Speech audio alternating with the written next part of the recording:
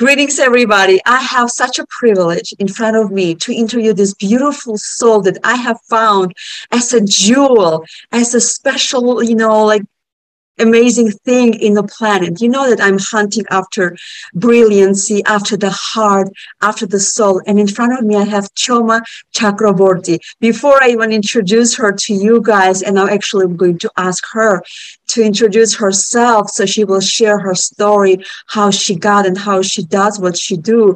I wanted to tell you, Choma, the last name Chakraborty, I have such a connection with this name, and I am on a cloud nine just pronouncing this last name because Mithun Chakraborty was one of my favorite actor of India, and we did not pass any weekend without watching Indian movies back in our Soviet Union times. And you guys make us cry big time. I was crying and crying, just making sure that, nobody got broke off, that, mother got saved, that Mithun Chakraborty from Dance Dance or the disco dancer got survived and was happily ever after. So back to you, Choma. So tell us about you. What do you do? I want the world to know who you are. Thank you so much, Ilona. A brilliant introduction, and so touched that our celebs, Mr. Mithun Chakraborty. You have been watching his movies, and you have pronounced my name so perfectly. Thank you so much for this platform. I am Soma, as you have rightly introduced. I am a healthcare professional. I have been working in hospitals for the last 22 years. And as you know, the whole world is fighting COVID-19 for the last 1.5 years, so am I. I'm a frontline COVID warrior. In the process, I got COVID myself. My parents got it from me. And unfortunately, I could not save my father, who passed away last year. Having said so, I come from India. In the eastern part of India, there is a city called Kolkata. I hail from there. I belong to a very close-knit family of my parents and my younger brother, and who's now joined by my sister-in-law, and we have a beautiful 10-year-old niece. I come from a middle-class background because we never had a very luxurious life to go about. My parents brought me and my brother in a manner. We were never not spending over the roof. Yes, our basic necessities were being met. After schools and college, mom was very, very strict disciplinarian. After school and college, I was like any other girl, my father wanted to settle down. I really wanted to be a wife. So I got a job and stuff like that. And I happily got into a marriage. It was an arranged marriage, Lona. And as part of my post-marriage, I was supposed to travel to US. So I was here after my marriage in my in-laws' place and for a few months, after which I was supposed to join my husband in Chicago. So yes, that bit of a story, the topsy-turvy ride of my life started from there because it was not the marriage that every girl dreamt of. It was extremely difficult, stressful. It was abusive. I had to face a lot of dowry harassments and domestic violence as well. Even when I went to US, I was locked inside a flat at the 4th floor in Lakeshore Drive, and at times without food and all, and I didn't have too much of dollars with me. So it was very, very tough for me. And honestly, I didn't know how to operate a laptop at that point of time. The phones used to be password coded, and I had no access with the outside world, my parents, anywhere. So after being there for some time, I was realizing that, it's a big hole and I don't know how I will come out of it. And honestly, deep within, I was not sure whether I will want to really come out of this marriage or not, because as you know, in India, parents get you married and with a lot of hopes and aspirations. So I was very scared if I come back to my parents' place, what will my neighbors say? What will my family say? What will my relatives say? All those things were, boiling into my head. So I was dealing with it in my own small way. I was facing all kinds of physical and mental torture and abuse at that point of time. Ultimately, I had my aunt in Tennessee who are US citizens, and my best friend in Lincoln, Nebraska at that point of time. So after a lot of fight, I could manage to reach Nebraska. Mm-hmm. And when I reached there, you will be surprised, I had bruises, I had knife marks in my body. And when I went to the hospital, And I was literally surrounded by the doctors there asking me, how did you get this cut injury? I said, I was chopping vegetables. What vegetable? What was the, thickness of the knife? And I was literally all over the place to try to convince that it is not domestic violence and it is, it is some odd way of I was chopping vegetables and I got injured myself. So after braving all those things and, after being there in the marriage for a few years, I came back to the country. My parents were very categorical that I should not be going back because it was a hell for me. But then I, again, rose up. I said, no, let me give it one more try. And life is passing like this. And slowly I realized that, either they will kill me or I will kill myself. So it was a point of no return, Ilona. With so much of things happening in my life, I was not happy. I had faced a lot of adversities at that point of time. So I decided that, yes, let's not buckle under pressure. Let me start afresh. I came back to my parents' place, and my parents, my younger brother, have been extremely supportive at that point of time. So the first thing I wanted to do was to get a job so that, I could stand on my feet and not getting dependent on anybody, because I could foresee what was out of this marriage. And you won't believe, I got into a job and I literally drowned myself into the job because my only goal at that point of time was to create an identity of myself. And I had to really prove hard because I know that my marriage was crumbling and I didn't want to be a burden on my parents because my father was retiring at that point of time. And while in that job, I got huge support from my colleagues, from my peers and seniors, and I enrolled myself for hospital management, which I did pass out.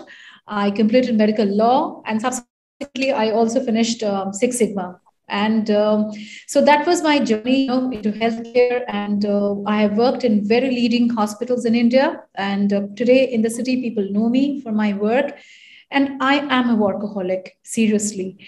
And I'm married to my work right now. And yes, I have learned from my own life that what you plan may not happen always. Life may have a different path for you, a different pathway for you. Some doors will get closed only to ensure that another door opens.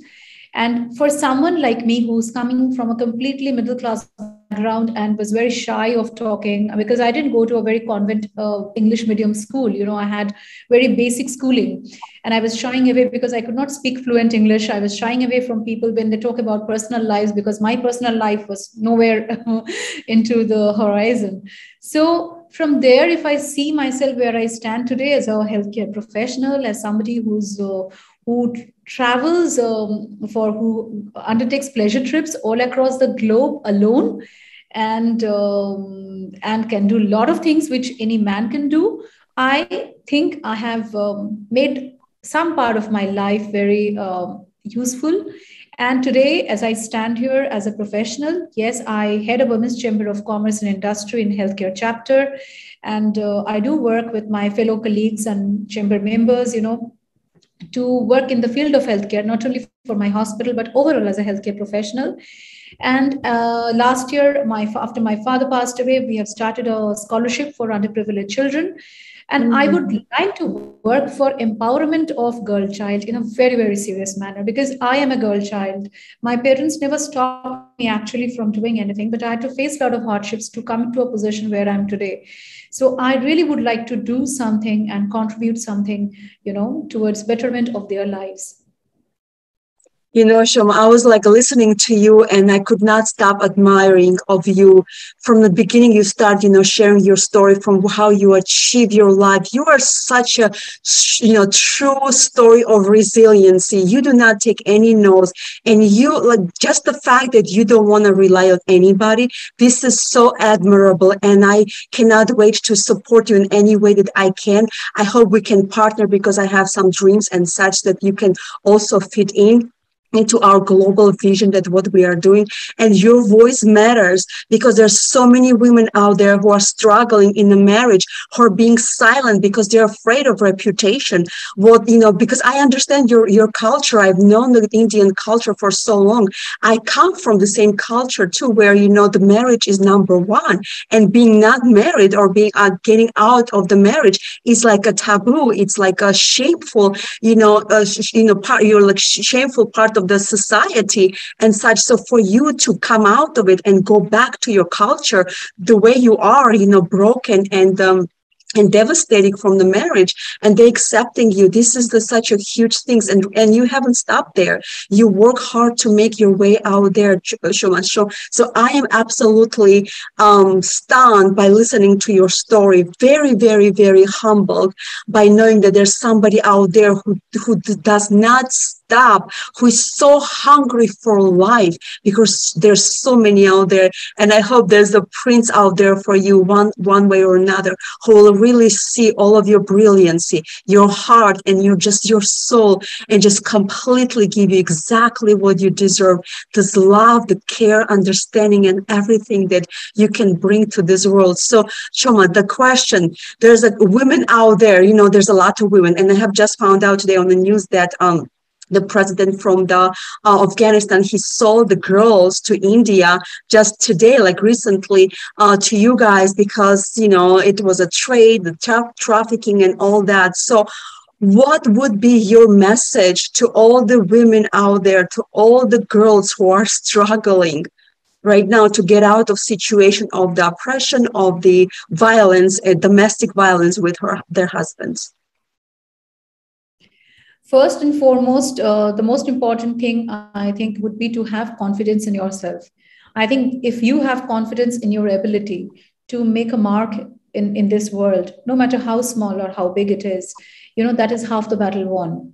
Like, if you are confident from within, if you really, think through that, yes, I can come out of this, I have basic education, I can survive myself, I think then only you can convince your near and dear ones, your family, your neighbors, your relatives, your own friends. Because see, coming out of a marriage is never easy, no matter how progressed we are as a nation, because people will point fingers to you, which I'm absolutely talking from my experience, Ilona, because I initially, when I came out of my marriage and I was having the divorce proceedings going on, for the first 2-3 years, I could not go to a social function because I was always very skeptical, what if they ask me, what if I'm asked? People, and these are some realities of life. Like, if your marriage is crumbling, you are having some legal proceedings, people will be asking you these questions. How long can you run away from it? How long can you escape from it? You have to face it someday or the other. Sooner you face it, the better it is. Your body language, your posture has to be confident. Yes, my family is there with me, I have confidence in me, and why should I spoil my life just to please certain section of people? That yes, I am in a marriage, and deep within I know that every day we are fighting, we are abusing, and it's not taking us places. I've seen a lot of women struggling with marriages just because they have children. But I really would like to ask those women, what example are you setting in front of your children? Isn't it better to stay separate and live and have a healthy relationship with your spouse either way? Because your children will at least respect that honesty, that yes, you could not stay together, but at least you're not fighting with each other in a very bitter manner. Rather than having stayed under the same roof, with children see you that you're fighting like cats and dogs every night, every day, So women must have confidence. In today's times, Ilona, I'm sure you will agree that women are educated, right? Some choose to stay at home, some choose to work. And if your marriage is not working, you can do some business, you can do some startups, from your home, but live a respectful life. Don't support, because if you are supporting, being an educated woman, if you would today support domestic violence, if you today support something which is not very good for your girl child also, then it is not a very good thing either. So you have to set the right example no matter how difficult it is. It is just a brilliant advice that comes from you, Choma, and I so second with what you said. And not everybody gets to this point where they say, "Okay, I'm ready to make this decision," because it's a fear that guides them. Where do I go? Where do I hide? Who's going to accept me? Am I going to be worthy? What the kids are going to say about me? What the parents are going to say about me? So all of these questions are circling around the head of the women. And yes, some of them are staying in a marriage because of, because of the sake of the kids, so the reputation. But the good thing that, we all find out that it's not healthy example that we set to our kids. Why do they should see how unhappy we are, that we tolerate so many things and such like that. So it's not easy. So no, like you said, that no breakup, no, divorces are easy. No matter how educated the woman is, how strong or confident the woman is, it's always the trickle effect. It goes to the children and then to the parents. So everybody is involved with that.